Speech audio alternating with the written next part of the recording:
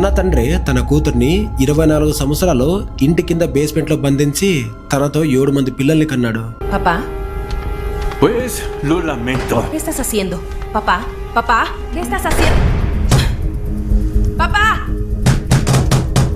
Papá. వినడానికి చాలా అసహ్యంగా ఉన్నా ఇది నిజం. ఈ ఇన్సిడెంట్ ని బేస్ చేసుకునే 2021లో గర్ల్ ఇన్ ద బేస్మెంట్ అనే మూవీని కూడా తీశారు. ఆ మూవీ యొక్క క్లియర్ ఎక్స్ప్లెనేషన్ వీడియోని మన ఛానల్లో అప్లోడ్ చేశా. లింక్ని బయోలోను అలాగే కామెంట్స్లోనూ పిన్ చేశా. ఇంట్రెస్ట్ ఉంటే వెళ్ళి చూసేయండి.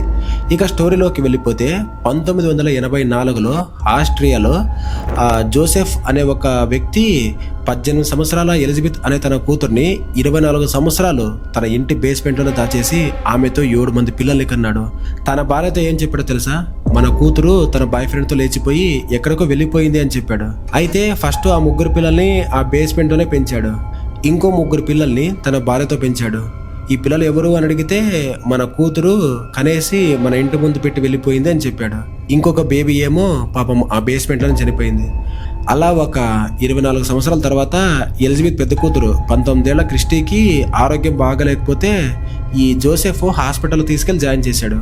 అయితే అక్కడ డాక్టర్లకి డౌట్ వచ్చి పోలీసులకి కంప్లైంట్ చేశారు. ఇక పోలీసులో జోసెఫ్ని ఎంక్వైరీ చేస్తే వాళ్ళకి ఆ నిజం తెలిసింది. అలా 24 సంవత్సరాల తర్వాత అంటే 2008లో ఎలిజబెత్ ఫస్ట్ టైం బయట ప్రపంచాన్ని చూసింది. 2009లో జోసెఫ్కి జీవిత ఖైదు విధించారు. ఆస్ట్రియా గవర్నమెంట్ ఎలిజబెత్కి అలాగే తన 6 మంది పిల్లలకి పేర్లు మార్చేసి ఒక సీక్రెట్ ప్లేస్లో ఉంచారు. ఇప్పుడిప్పుడే వాళ్ళు నార్మల్ లైఫ్ని లీడ్ చేస్తూ ఉన్నారు. ఇలాంటి పరిస్థితి ఇక ఫ్యూచర్లో కూడా ఏ అమ్మాయికి రాకూడదు అని చెప్పేసి నేను బలంగా కోరుకుంటున్నాను.